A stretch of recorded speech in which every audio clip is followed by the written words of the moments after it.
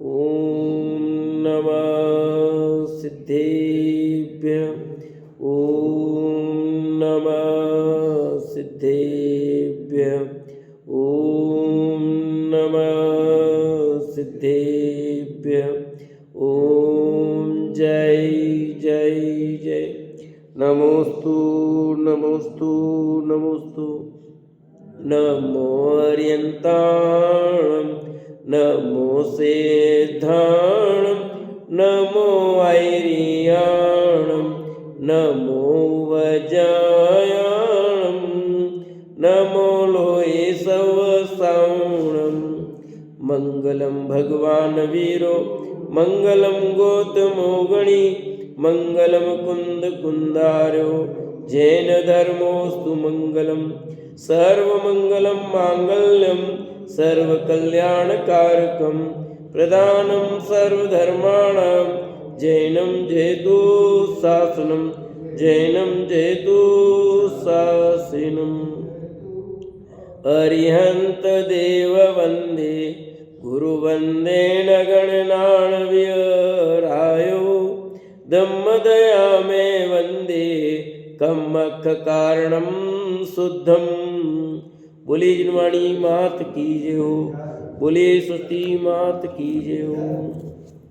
सुदृष्टि तरंगिणी नाम का ग्रंथ पंडित टेकचंद जी कृत और सच्चे देव का स्वरूप प्रारंभ हुआ है। उसमें कल हमने वीतरागता, सर्वज्ञता और हितोपदेशपना ये 3 गुण की बात की थी। फिर 18 प्रकार के दोष से रहित होते हैं, उनमें 6 दोषों की चर्चा हो गई थी। 6 दोष हुए थे, क्षुधा, तृषा, राग, द्वेष, जन्म और जरा। ये 6 दोष की चर्चा हो गई थी और 12 दोष हो रहे हैं, उनकी चर्चा आज अपन करते हैं कि भगवान किस प्रकार 18 प्रकार के दोषों से रहित होते हैं। उनको भूख नहीं लगती है, प्यास नहीं लगती है, किसी से राग नहीं है, किसी से द्वेष नहीं है, भगवान का जन्म नहीं होता, बनते हैं, और भगवान का बुढ़ापा भी नहीं आता। जब जन्मेंगे नहीं तो बुढ़ापा जवानी की बात का है। अब आगे अगला बिंदु 7वां देखिए, पेज नंबर 113। 7वां दोष रहित कौन सा है? मरण। जिसका मरण हो वो भगवान नहीं। जो अपना ही मरण नष्ट नहीं कर सका वह भक्त का मरण कैसे नष्ट करेगा? अतः भगवान के मरण नहीं है। देखो, जिसका जन्म होता उसका मरण होता है, तो भगवान का जन्म ही नहीं होता तो मरण कैसे होगा? जन्म होता है उसका मरण होता है, जिसका जन्म ही नहीं हुआ उसका मरण नहीं होगा। तो भगवान का जन्म ही नहीं होता, इसलिए भगवान का मरण भी नहीं होता है। और जो अपना ही मरण नष्ट नहीं कर सका वो दूसरों का मरण कैसे नष्ट करेगा? क्या तर्क दिया यहाँ? जो अपना ही मरण नष्ट नहीं कर सका तो दूसरों का मरण नष्ट कैसे करेगा? अतः भगवान के मरण नहीं होता। मरण नहीं होगा तो जन्म भी नहीं होगा। जन्म मरण का जोड़ा है। अतः भगवान बनने के बाद कभी भी किसी का मरण नहीं होता है। फिर 8वां दोष कहते हैं रोग। जिसके रोग है वह देव नहीं है। जो अपना रोग ही नष्ट नहीं कर सका वह भक्त को सुखी कैसे करेगा? अतः भगवान के रोग नहीं होता। भगवान के किसी प्रकार का रोग नहीं होता। देखो, बीमारी तो देवों के भी नहीं होती है, देवगति के देवों के भी नहीं होता कोई रोग। समझाया कि नहीं? पर भगवान के तो कभी भी नहीं होगा। वो देव तो संसार में आएंगे, मनुष्य गति में आए, किसी गति में आएंगे तो रोग पैदा हो जाएगा। और वहाँ पर मानसिक रोग तो है उन देवों को भी। शारीरिक रोग नहीं है पर मानसिक रोग तो उनको है ही। पर भगवान के न शारीरिक रोग है न मानसिक रोग है। आदि व्याधि का नाम नहीं है। शुद्धात्मा है मेरा नाम है, कविता बच्चों को बुलवाते हैं। आदि व्याधि का नाम नहीं है। जहाँ भूख का काम नहीं है, जहाँ प्यास का काम नहीं है। ये सब 18 प्रकार के दोषों की बात उसमें आ गई है। तो सब ये रोगों की बात आ गई ना, वहाँ भगवान कैसे होते हैं। तो सिद्ध भगवान बनना है तो वहाँ कुछ काम नहीं है, न शारीरिक रोग है न मानसिक रोग है, आदि व्याधि दोनों नहीं है वहाँ पर।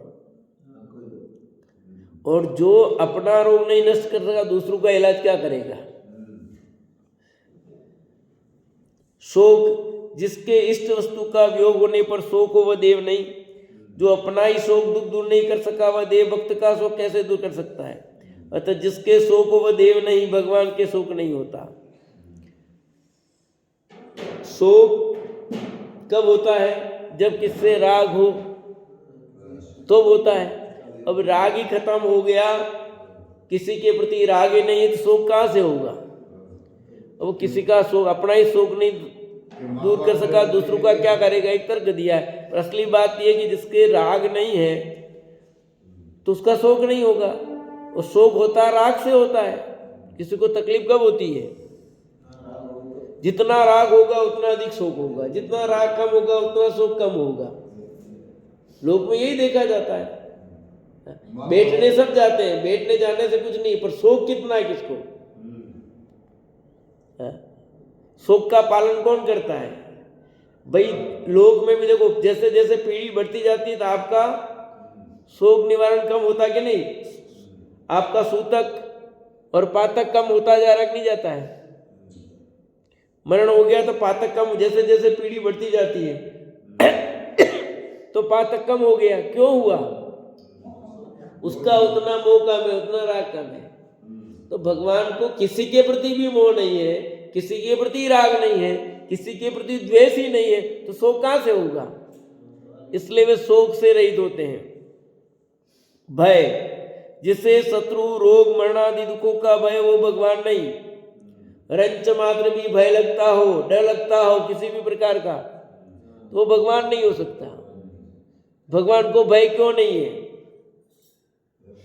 भगवान इसलिए भय समाप्त हो गया, निर्भय हो गए। अब किस बात का भय, भय का हेतु तो चाहिए ना। जो भय के हेतु थे सब वो निवारण हो गए उनके। न अकस्मात भय है, न इलोक का भय, न परलोक का भय, कोई किसी प्रकार का भय नहीं है। किससे डरे नहीं, कोई शत्रु नहीं, मित्र नहीं, तो भय किसका। भाई कोई शत्रु हो तो डर लगता है, वो कर ऐसा कर लेगा। कोई माल पानी हो, परिग्रह हो तो डर लगता है, माल लूट के ले जाएंगे। न शत्रु है, न किसी प्रकार का परिग्रह है, न किसी प्रकार की और चीज है। पूर्ण एक भगवान आत्मा अकेला रह गया, उसको कौन क्या लूटेगा, क्या करेगा उसको। जब निवृत्त हो गए पूर्ण, अरे दिगंबर वितरागी सन जंगल में रहते हुए निर्भय हो गए, तो ये तो भगवान बन गए। मुनिराज के तो किंचित भय है भी सही मान लो, पर ये तो पूर्ण तो निर्भय है। मैं तो सम्यक दृष्टि सब तो भयों से रहित होता का काकनी का। ये तो भगवान बन गए। भगवान के किसी प्रकार का भय नहीं होता, बिल्कुल निर्भय। निर्भय कहना भी क्या, एक भय की अपेक्षा निर्भय, पर सचमुच भय और निर्भय बना भी नहीं, कुछ नहीं, वो तो है पकड़ जैसे जैसे, कुछ लेना नहीं किससे। जो अपना ही भय दूर नहीं कर सका वह भक्तों को कैसे सुखी करेगा। अतः सर्वज्ञ भगवान के भय नहीं, इसलिए भय नहीं। इसलिए कोई, आप देखो वितरागी भगवंत के पास कोई भी हथियार नहीं होता।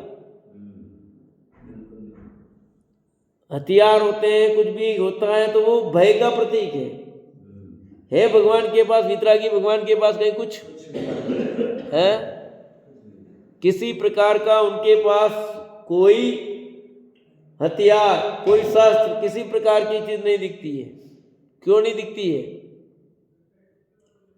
क्योंकि भय रहित है, भय मुक्त है। और जो भी दिखेगा वो भय होगा तो दिखेगा, है ना, भय का प्रतीक है। कोई व्यक्ति बंदूक लेके अपने पास रखा हुआ है तो उसको मतलब भय है। ड्राइवर गाड़ी में चलते हैं, लट लेके चलते हैं, क्यों लेके चलते हैं, वो उनको भय इसलिए लेके चलते हैं। वो गोगा वाणी उसने बंदूक सब रखी थी तो भय था, इसलिए तो 4-4 बंदूकधारी बार में रखे तो भी मौत हो गई, तो भय था तभी तो रखे थे ना। अंग बॉडीगार्ड कौन रखता है, मुनिराज के कोई अंग बॉडीगार्ड क्यों नहीं होते? तो मुनिराज के नहीं तो भगवान के देखे हमने अंग रक्षक, देखे कि नहीं देखे हैं? भगवान थोड़ी रखते हैं अंग रक्षक, कोई नहीं रखते। भगवान के कोई अंग रक्षक नहीं होता, ठीक है? भगवान के कोई अंग रक्षक है मतलब तो भय है क्या? भगवान के कोई अंग रक्षक नहीं होते। तो फिर ये तो देव बाहर ऐसे सहज रूप से खड़े, अलग बात है। वहां प्रसिद्ध भगवान वहां कौन है? न कोई अंग रक्षक है, न देव है, न देवी है। देव जा ही नहीं सकते सिद्ध भूमि पर। तो यहाँ तो समोसरण में होते हैं तो देव सारा वो करते हैं। भगवान के कोई भी अंग रक्षक नहीं होता, ये भगवान रक्षक ही नहीं, समझा कि नहीं? क्योंकि वे भय मुक्त है, पूर्ण रूप से निर्भय है, उनको किसी की आवश्यकता नहीं है। उनसे बढ़कर के शक्ति का शाली कोई होता ही नहीं है, तो किससे डरे बताओ? किसी दृष्टि से भी शक्तिशाली नहीं होता है। न ज्ञान से बड़ा उनसे कोई, न वैभव में बड़ा है, न ताकत शक्ति से बड़ा है, न ज्ञान से, न कुल से। 8 प्रकार के मद बताए ना, तो 8 प्रकार के मद की जो स्थिति है वो करे कैसे भगवान के सामने कोई? कि उनके पास तो कुल उनका ऊंचा, जाति उनकी ऊंची, बल देखो तो उनका मजबूत, वैभव देखो सर्वोत्कृष्ट। आप कौन सी चीज में न्यून है जो उनसे मत करेगा, अहंकार करेगा? उनको किस बात का भय? निर्भय, बिल्कुल निर्भय बना है। विश्व में आश्चर्य था, ये क्या हुआ, ये क्या बड़ा आश्चर्य हुआ। ऐसा भाव ज्ञान रहित अज्ञानियों के होता है। ऐसा जिसके है वो भगवान नहीं, केवल ज्ञानी के कुछ भी विस्मय नहीं है। केवल ज्ञानी को किस बात का आश्चर्य होगा बताओ? उनको सब कुछ पहले से पता है। जिस समय केवल ज्ञान हुआ उस समय 3 लोक की सारी चीजें उनके ज्ञान में झलक गई है। उनके ज्ञान के विरुद्ध कुछ भी हुआ ही नहीं है, तो आश्चर्य कैसे लगेगा? अपने को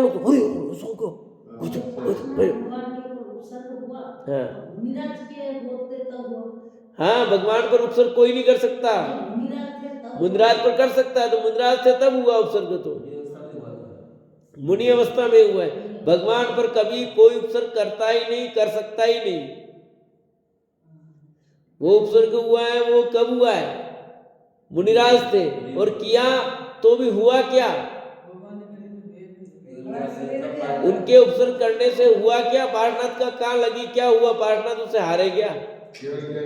उनको कोई पत्थर लगा, कुछ लगा क्या? कुछ हुआ क्या? कुछ नहीं हुआ। उसने तो अपने पाप के परिणाम का फल किया जो किया करना था। उससे पार्शनाथ का क्या हुआ? तो फिर ये नीचे पद्मावती क्यों बिठा रखी है?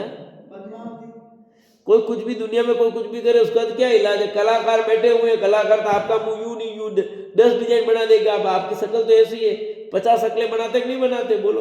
अब ये पाया आपके शक्ल डाल के 50 डिजाइन बना दूंगा। तो कलाकार है, कलाकारों को जैसा कहोगे बनाएंगे रूप नारायण, उनकी कैसी चीज बिकेगी? वो तो सब कलाएं हैं। कला में कोई कुछ भी करता है उसका कोई इलाज नहीं है, कोई रीजन नहीं है, कोई रीजन नहीं है। सब अपने मन से गणन बनाए हुए हैं। भगवान के किसी प्रकार का उपसर्ग होता ही नहीं भगवान पर तो, और वो मुनि अवस्था में हुआ। पार्शनाथ के फण की मूर्ति वो मुनिराज की मूर्ति कहलाएगी, भगवान पार्शनाथ की नहीं। अपन भले कह देते हैं भगवान पार्शनाथ की, पर सचमुच मुनिराज पार्शनाथ की मूर्ति है, भगवान की नहीं। अब बोलने में बोल दो भले, पर मानना हमेशा मुनिराज पार्शनाथ की मूर्ति है। और बेल चढ़ी हुई बाहुबली की मूर्ति, बाहुबली मुनिराज की मूर्ति है, बाहुबली भगवान की नहीं। क्योंकि भगवान के ऊपर कभी बेल नहीं चढ़ती, भगवान के ऊपर कभी बेल नहीं चढ़ती, कहीं कुछ नहीं होता। वो मुनि अवस्था की तो मुनि रूप मानो, कोई दिक्कत नहीं है। तो पूजनीय है, हाँ पूछ सकते हो, उसमें कोई दिक्कत नहीं है। क्योंकि मुनिराज पर उपसर्ग होता है, और उपसर्ग हुए मुनिराज भी पूजनीय होते हैं। ऐसा नहीं कि नहीं पूजनीय है, नहीं, 5 परमेश्वरी पूजनीय है ना, उसमें अष्टद्रव्य से पूजा करने का निषेध नहीं है। कि पार्शनाथ की फण वाली मूर्ति पूजनीय है कि नहीं? पूजनीय है, मुनि अवस्था की है, और मुनिराज अष्टद्रव्य से पूजनीय है, इसलिए कोई दिक्कत नहीं है उसमें। जब वो तीर्थंकर हो गए और हो गए, फिर ये मुनि अवस्था की प्रतिमा क्यों रखते हैं? रख सकते हैं ना, उसमें क्या दिक्कत है? तीर्थंकर में क्या मुंडात की नहीं रख सकते क्या? उसमें क्या दिक्कत? हाँ, हाँ। और लोक में जो चीज चल जाती है चल जाती है, ये तो सब लौकिक चीजें हैं।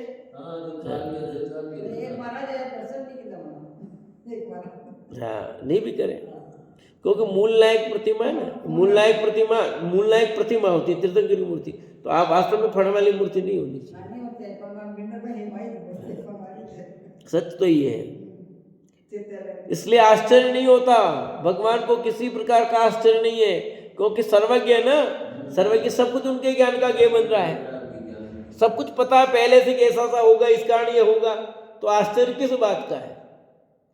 अज्ञानियों को होता आश्चर्य, तो ज्ञानियों को भी नहीं होता, और भगवान को तो कतई नहीं होता। निद्रा के जोर से सब शुद्ध बुद्ध भूल जाता है।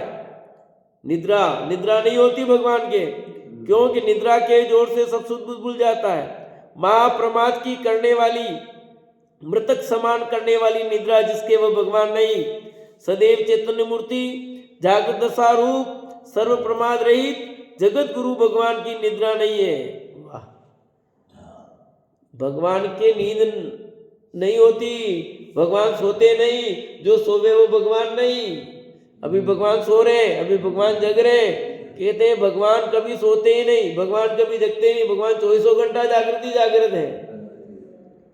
अभी शयन समय चल रहा है, नहीं, भगवान का कोई समय शयन समय नहीं है। क्यों? निद्रा तो प्रमाद की अवस्था है, भगवान प्रमादी नहीं होते। निद्रा तो बेहोशी की अवस्था है, एक तरह से मानो। लिखा नहीं, सूद बूझ सब भूल जाता है, पता नहीं नींद में क्या क्या कर लेता है, कुछ पता ही लगता है। महाप्रमाद की करने वाली दशा है निद्रा, तो मृतक समान करने वाली निद्रा है, मरे जैसा है वो पड़ा है, कुछ पता ही नहीं है। वो भगवान नहीं हो सकता ऐसी अवस्था वाला। तो भगवान तो चैतन्य मूर्ति है, जागृत स्वरूप, सर्व प्रमाद रहित, कोई प्रमाद नहीं। जगत गुरु भगवान के निद्रा होती ही नहीं है। कहीं लिखा अपने कक्ष कहीं मूर्ति में इस समय वो जागरण का समय, इस समय शयन का समय अपने नहीं है कहीं भी, किसी भी।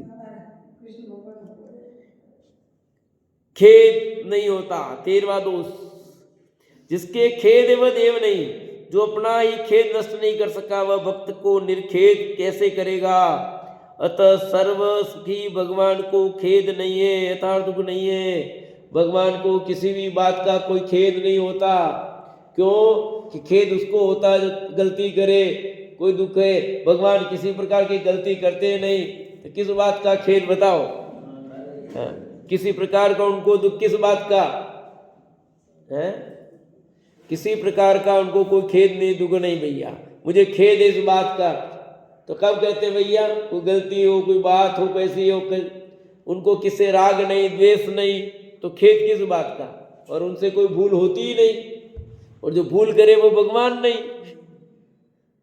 कहते हैं भी भैया भूल तो मानव से होती है, भगवान से नहीं होती है। भगवान थोड़ी जो भूल नहीं होगी, कहते नहीं कहते लोग में, तो भगवान से कोई भूल ही नहीं होती, तो खेद किस बात की?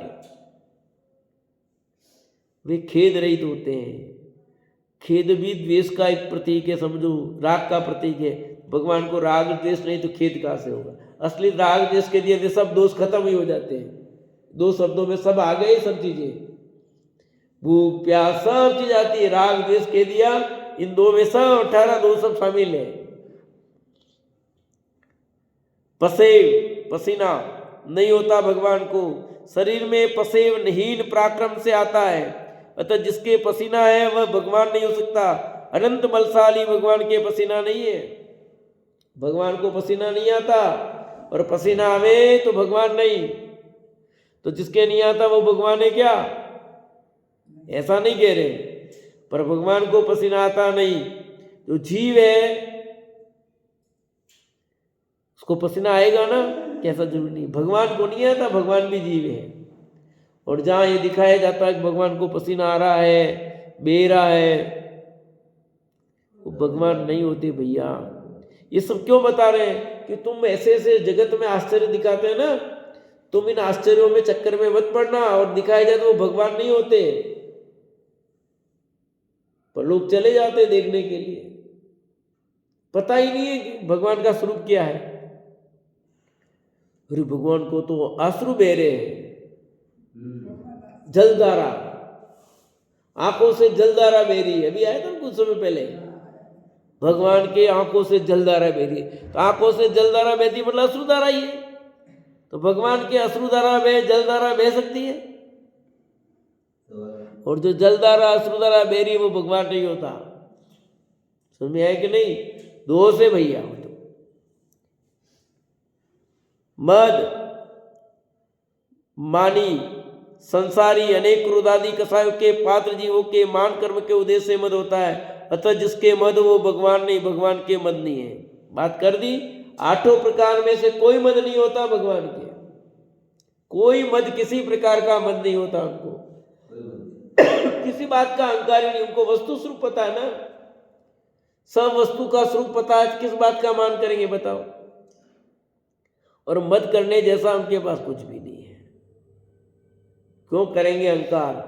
मद होता तो भगवान ही नहीं बन सकते, रंच मात्र भी मद रह जाए भगवान नहीं बन सकते।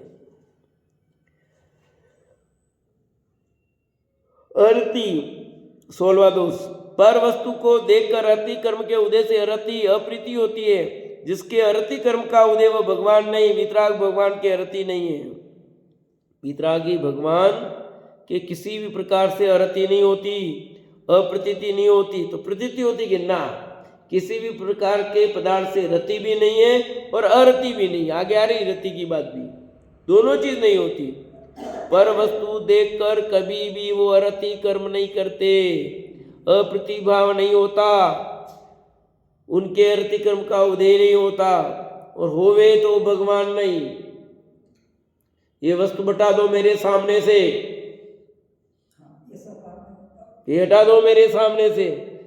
वितरागी भगवान कभी भी ऐसा नहीं कहते, बोलते बताते हो तो है कुछ भी नहीं, न हटाते, न सामने रखते, न सामने बुलाएंगे, कुछ नहीं।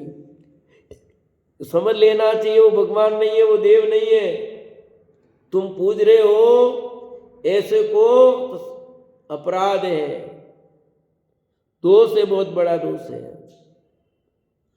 मोह मां दुख का मूल संसार का भी संसार भ्रमण कराने वाला मोह, जिसके वक्त भगवान नहीं, जगत उदासीन भगवान के मोह नहीं है। राग द्वेष मोह होता ही नहीं है भैया। मोह तो है तो सम्यक दर्शन ही नहीं होता भैया, दर्शन मोह नहीं होता। तो अब दर्शन मोहनी भी नहीं, चारित्र मोहनी भी नहीं, दोनों मोह नहीं उनके। मोह हो तो भगवान नहीं बन सकते, मोह से रहित होते भगवान। क्यों? भगवान को सारा सर्वज्ञ है ना, तो सब दिख रहा है। फिर मोह होगा तो क्या होगा? उनके अनंत माता पिता भाई बहन पुत्र पुत्रादि शत्रु मित्र सब दिख रहे नहीं दिख रहे। अब मोह होगा तो क्या क्या करेंगे बताओ? हैं? अब किस किस से लड़ाई, शत्रु दिख रहे, भयंकर उनको 50 बार मारा है ऐसा दिख रहा है, उससे क्या करेंगे फिर जा करके? कई भला करने वाले दिख रहे हैं, कितने माता पिता दिख रहे हैं, सड़ रहे गल रहे, नरक में सड़ते हुए दिख रहे, डंडे पड़ रहे हैं माता पिता को।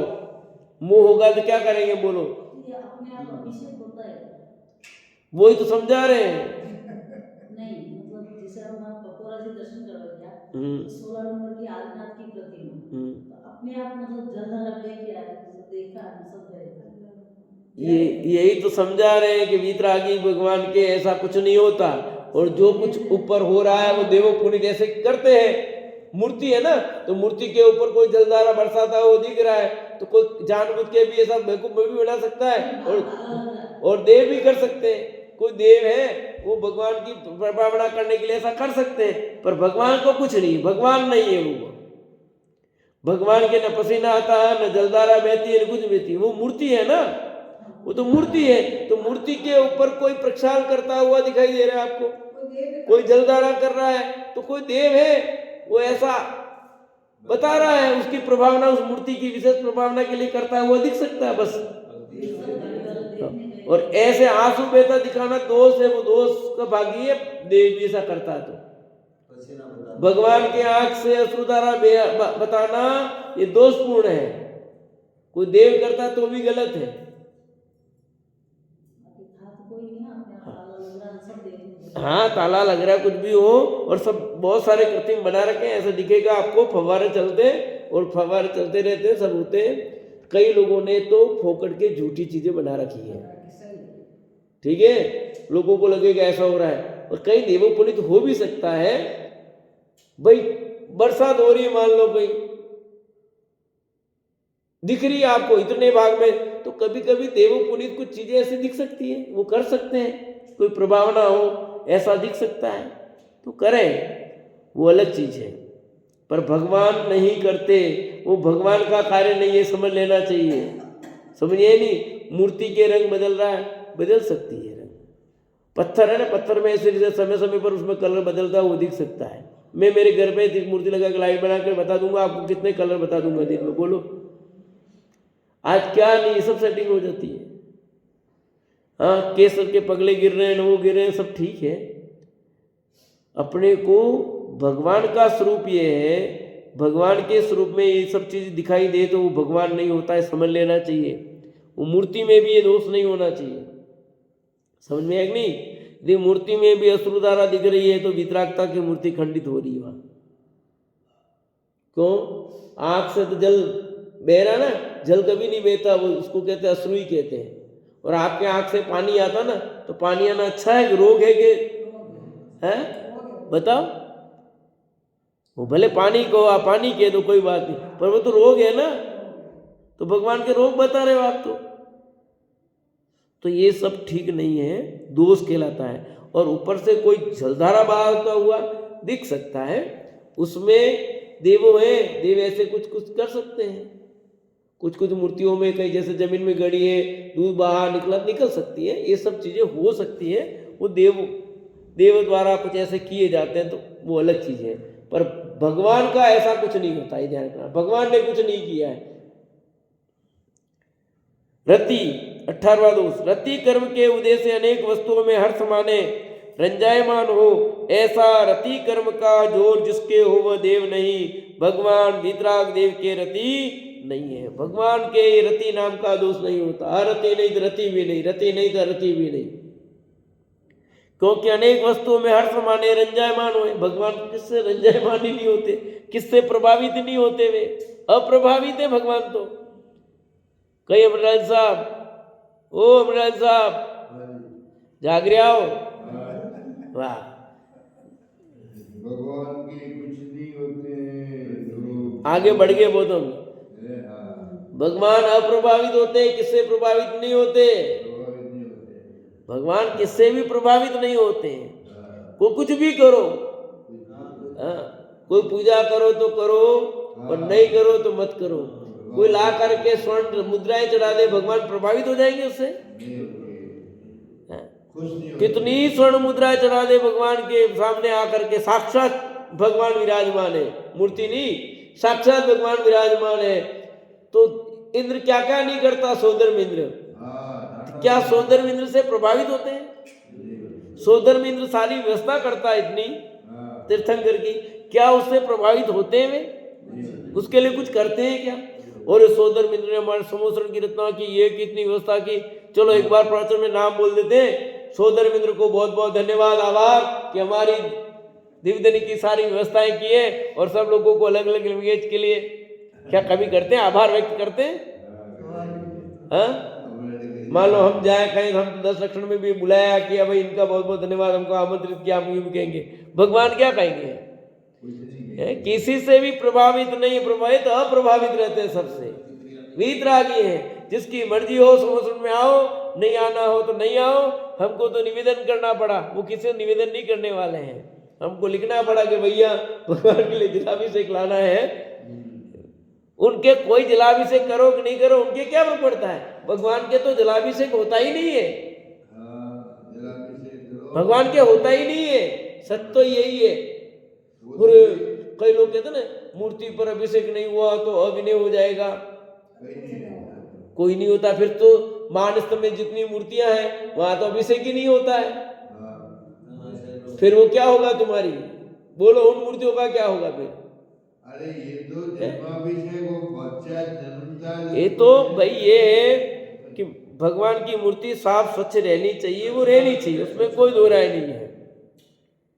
लोग ने क्या क्या लिखा है, अभी कल मैं पढ़ रहा था, एक ने लिखा है कि इधर तो दही और दही हाथ साफ कर रहे हैं और भगवान को दही चढ़ाने को मना कर रहे हैं। ये कैसा पंथ है? स्त्री के हाथ की रोटियां तो खा रहे हैं, हार दे सकती है और भगवान का अभिषेक नहीं कर सकती, ये कैसा पंथ है? ऐसे करके 8-10 बातें लिखी है भैया। अब किसको क्या समझाना, किसको क्या कहें? कौन सा काम घर में हो सकता है, कौन सा काम मंदिर में नहीं हो सकता है, विवेक की नीति क्या पता है? कौन सी चीज योग्य, कौन से योग्य निर्णय नहीं है भैया। और जब तक सही निर्णय नहीं होगा तब तक ऐसा ही चलेगा। ये कैसा पंथ है? वीतरागी पंथ को सही पता नहीं, इसलिए ऐसा पंथ गलत चलते हैं भैया। वीतरागी मार्ग का स्वरूप प्रधान नहीं है, इसलिए सब गलत गलत बातें चलेगी, दुनिया में सब कुछ चलेगा। प्रसिद्ध और सबने बोलेगा, नेता ने बोला 18 प्रकार के दोष से रहित होते हैं भगवान तो। और भगवान को आप दोष सहित कर रहे हो, ये बड़ा अवर्णवाद है कि नहीं है? भगवान का जिनबिंब भी सब प्रकार के दोषों से रहित होना चाहिए, एक भी दोष उसमें दिखना नहीं चाहिए भैया। बाकी प्रतिष्ठाचारों की जरूरत क्या है? इसलिए आजकल कोई भी प्रतिष्ठाचार्य बन जाता है वो अलग बात है। अभी प्रतिष्ठाचार्यों को भी पूछा जाए, जितने बने उनको 18 दोषों के नाम पूछो तो उनको पता नहीं है भी बराबर, और क्या क्या होता है।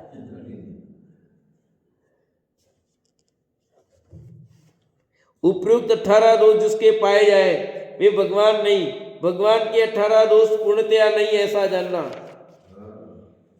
भगवान के 18 दोष बिल्कुल नहीं होते हैं। भगवान के 40 गुण होते हैं कहते हैं, 18 दोषों से रहित की बात हो गई। एक भी दोष दिखाई दे तो वो भगवान नहीं होता। ये तो साक्षात भगवान समोसरण में विराजमान होते, वो अनंत परमात्मा है। सिद्ध भगवान के भी नहीं होते, किसी भी केवली भगवान के 18 दोष नहीं होते। और कोई भी मुझे कहता कि मैं भगवान हूं तो वो भगवान नहीं है।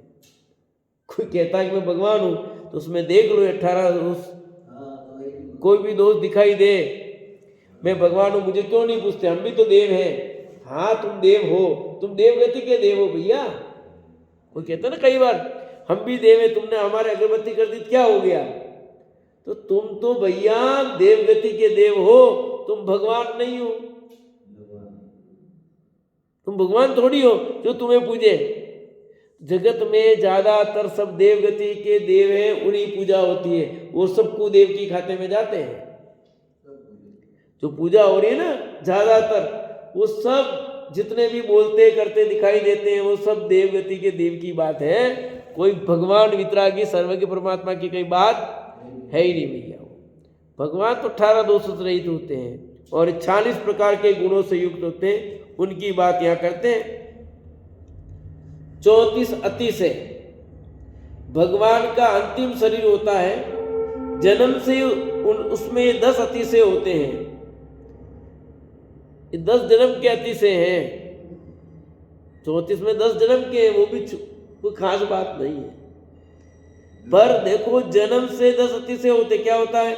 शरीर में पसीना नहीं आता। अब जिन भगवान के जन्म से ही पसीना नहीं आ रहा है, जन्म से ही पसीना नहीं आता, तो बाद में कहां से पसीना आ जाएगा भगवान बनने पर?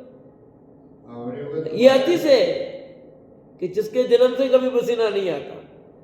सम चतुर्संस्थान होता है उनका आकार। कैसा होता है? सम चतुर्संस्थान। कहीं बेडोल बना नहीं होता शरीर में। वृद्ध वृषभ नारा सैनन होता है, शरीर की शक्ति। सैनन मतलब ताकत, कि वृद्ध वृषभ नारा सैनन होता है। सबसे मजबूत शरीर वृद्ध वृषभ नारा सैनन वाला है। उस शरीर पर कोई कुछ भी टकराया तो वो टूट जाए, वो नहीं टूटता। यदि हनुमान जी नीचे गिर गया ही नहीं होना। हाँ, तन से मल नहीं निकलता।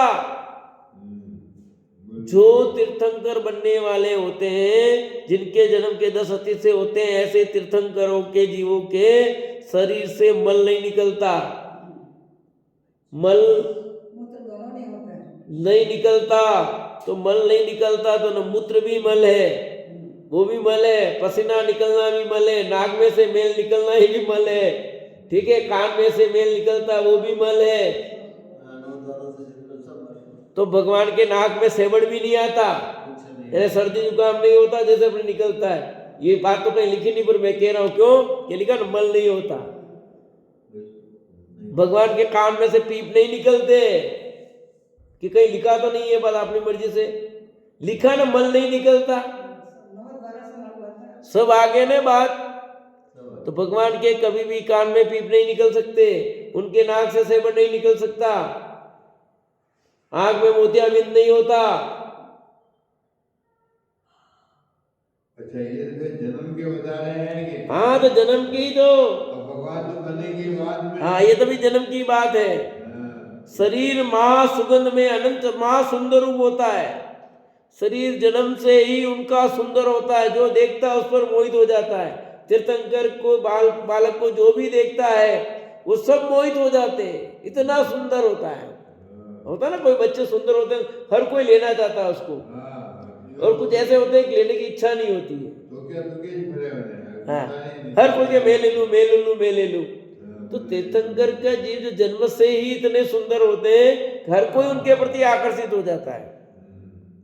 शरीर में अनेक शुभ लक्षण होते हैं, 1008 लक्षण। तन में सफेद रक्त होता है, शरीर में लाल खून नहीं होता, सफेद खून होता है। आपके शरीर में भी सफेद कण कम हो जाए बीमारियां बढ़ जाती है, उनके तो बिल्कुल सफेद रक्त ही होता है। वचन महा सुंदर मधुर होते हैं, उनकी वाणी मीठी होती है, अपनी जैसी कड़वी नहीं। अपन सही बात भी बोले लोगों को कड़वी लगे, पर उनकी बात में कड़वाहट ही नहीं होती, कुछ भी कहे सब मीठी मीठी। तन में अतुल्य बल, और शरीर में बहुत ताकत होती है। क्यों जी, वृद्ध नारायण तो है ही, पर बल भी मजबूत होता है।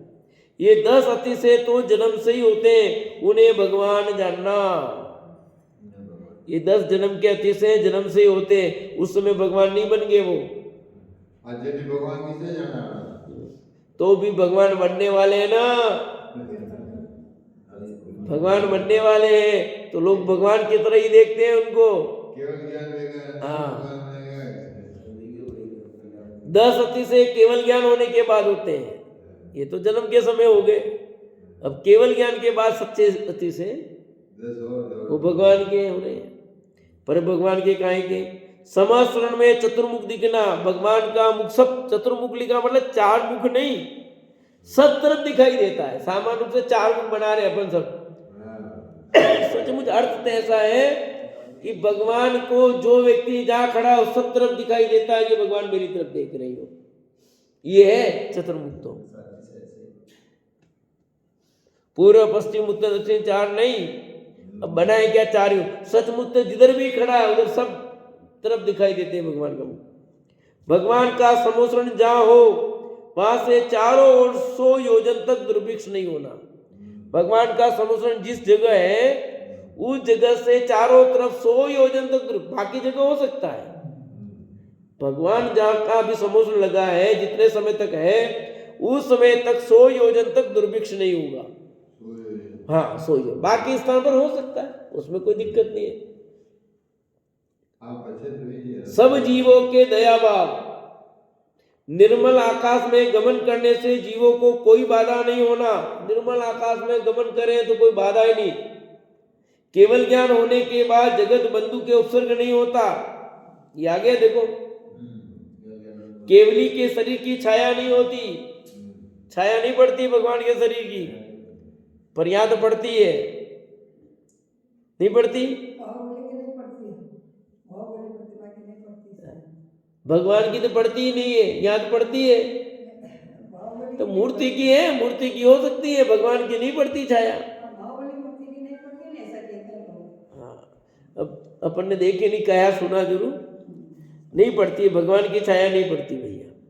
सर्व विद्या के स्वामी होते हैं, नख केस नहीं बढ़ते हैं भगवान के, न बाल बढ़ते हैं न नाखून बढ़ते हैं। हाँ, पहले की बात थोड़ी, अभी केवल ज्ञान होने की बात चल रही है। केवल ज्ञान उत्पन्न होते समय शरीर का आकार जितना था उतना ही रह जाता है।